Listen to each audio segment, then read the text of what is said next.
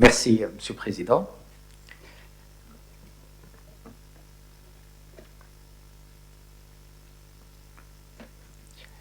L'idée de évaluer la prévalence des douleurs neuropathiques, comme a dit Monsieur le Président, qui présente un motif fréquent en consultation, quelle que soit d'ailleurs la discipline, n'est pas du tout de moi, mais il émane des laboratoires Botu, et en particulier de mon ami Al-Wardi, qui un jour est venu me voir en me disant qu'il avait organisé un prix d'excellence pour la prévalence des douleurs neuropathiques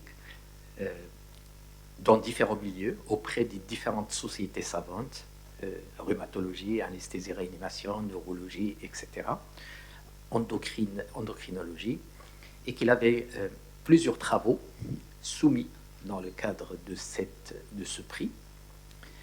Et il m'a dit, est-ce qu'on peut faire une synthèse pour faire ressortir une prévalence de la douleur neuropathique au Maroc?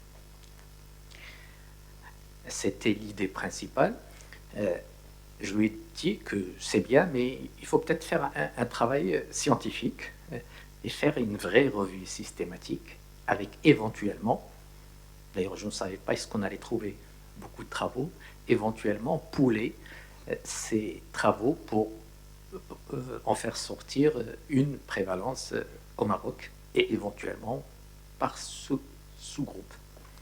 Je lui demandais une seule chose, c'est de prendre en charge les frais de publication. C'est le seul conflit d'intérêt que j'ai avec ce travail.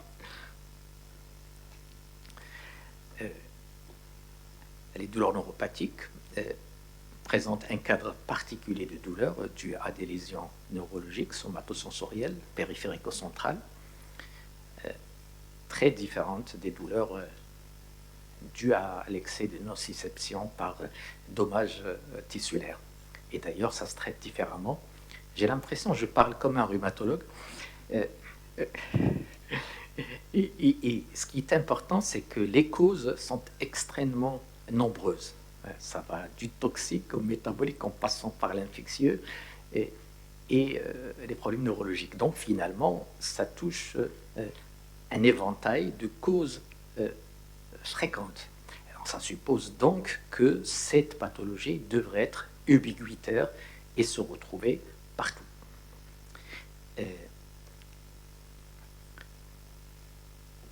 L'outil principal pour le dépistage de cette neuropathie est le DN4, dont une version arabe pour le Maroc a été réalisée il y a très longtemps, en 2011, par l'équipe de mon ami Selma El-Hassani.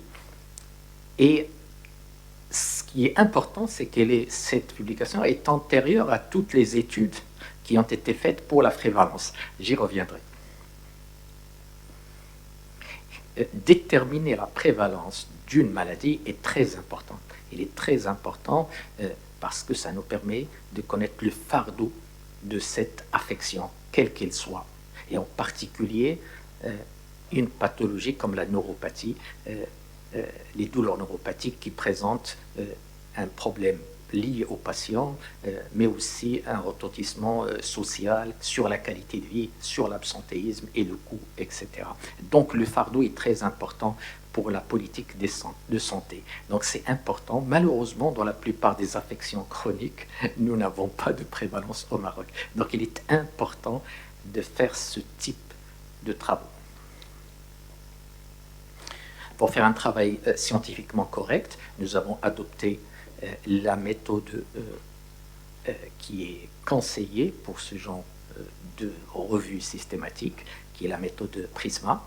Et donc nous avons recherché dans la littérature d'éventuels travaux marocains publiés sur la prévalence des douleurs neuropathiques chez l'adulte. Et nous avons aussi regardé les principales bases de données, mais aussi la littérature grise. On regardait aussi, quand c'est possible, les thèses, les résumés des congrès et aussi ce que m'a remis mon ami Lourdi en ce qui concerne le prix. Il y avait énormément de travaux émanant des différents chercheurs marocains. Et donc, 2 investigateurs ont sélectionné les articles et ont déterminé, ont extrait les caractéristiques de ces études, le diagnostic, comment il a été fait, et la qualité des études, c'est-à-dire le risque de biais, par des instruments validés. On a ensuite fait des analyses de sensibilité et en particulier des analyses en sous-groupes pour regarder la prévalence des différents sous-groupes et l'influence de certains modérateurs tels l'âge et le sexe, par exemple. Je passe les méthodes statistiques pour voilà un peu le travail, comment il a été fait pour la sélection des travaux qui vont être inclus dans la méta-analyse pour aboutir finalement à 17 études. J'ai été étonné quand même, je ne m'attendais pas à 17 études évaluant la prévalence des douleurs neuropathiques au Maroc, qui s'échelonnent de 2013 à 2023 quand on a fait l'étude. Ça regroupe quand même plus de 11 000 patients âgés de 38 à 63 ans, avec une nette prédominance féminine, 70%. Et c'est le DN4 qui est utilisé pour le dépistage dans la plupart des études. Mais ce qui est important, c'est que 3 études parmi les 17 ont utilisé le DN4 dans sa version marocaine. Alors que la plus récente, la plus ancienne des études remonte à 2013. Je vous rappelle que le questionnaire validé est publié en 2011. Quand on regarde les risques de biais de ces études, seules 2 études sont bonnes, c'est-à-dire il y a très peu de risques de biais. 8 études, on peut dire qu'ils sont moyennes. Et 7 études ont un risque élevé. C'est essentiellement les études qui ne sont pas encore publiées et qui émanent du prix. Je vous rappelle qu'il est conseillé d'inclure dans les études, dans les méta-analyses, les études, même s'ils ne sont pas publiées. Le résultat principal montre que la prévalence de la neuropathie, des douleurs neuropathiques est de 22% dans toutes les études poolées. Mais il y a une grande hétérogénéité. Vous le regardez sur les points bleus qui vont à droite et à gauche.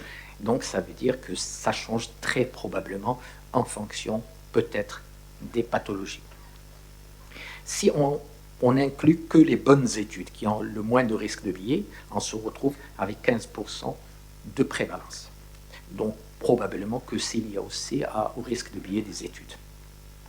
Maintenant, si on regarde la prévalence dans les sous-groupes, en population générale, il y a une seule étude, une grosse étude, qui a le moins de biais d'ailleurs. Très belle étude, très bien faite, de l'équipe de Marrakech, toujours. Celle qui a publié d'ailleurs la validation du DN4. La prévalence, globalement, est de 11%, on peut dire, en population. Chez les patients diabétiques, c'est 1 sur 4, à peu près, donc à peu près 27%. C'est chez vos patients, c'est à peu près 20%. Toutes causes confondues, il y a des arthroses et ainsi de suite, mais beaucoup d'arthroses de genoux, enfin de gonalgie. Les patients obèses, il y a une seule étude, 58% quand même. En oncologie, 10%, comme la population générale d'ailleurs. Et en Parkinson, la maladie de Parkinson, 9% à peu près. Quand on regarde l'évolution avec les modérateurs, on constate une nette prédominance chez le sexe féminin. Comme vous pouvez le voir dans la figure, ça diminue avec le sexe masculin. Et une tendance aussi à l'augmentation avec l'âge.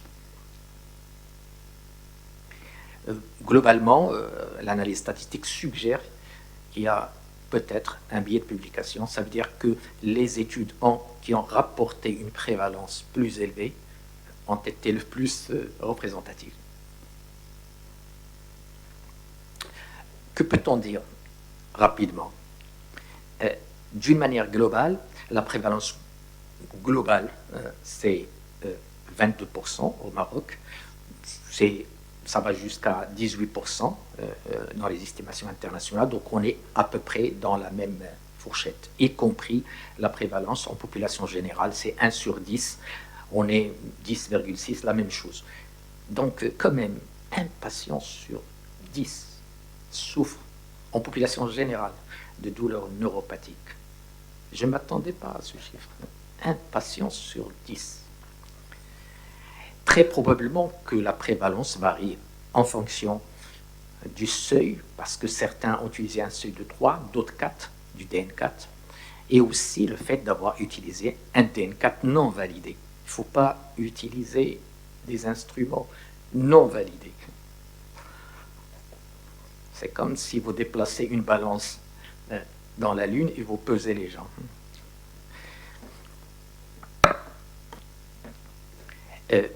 Une chose aussi importante, la majorité des études, c'est en milieu hospitalier, ce qui très probablement gonfle la prévalence. Ce sont les plus malades qui sont à l'hôpital. Et aussi en fonction de la pathologie. Donc, ce qui est important, c'est plus la population générale. Et bien sûr, le risque de biais des études a très probablement augmenté la prévalence, puisqu'on se situe plutôt dans le 15% si on tient compte uniquement des études de bonne facture. Prédominance féminine, on est à 70%, ça correspond tout à fait à la littérature. Le diabète représente une grosse pathologie pourvoyeuse de douleurs neuropathiques.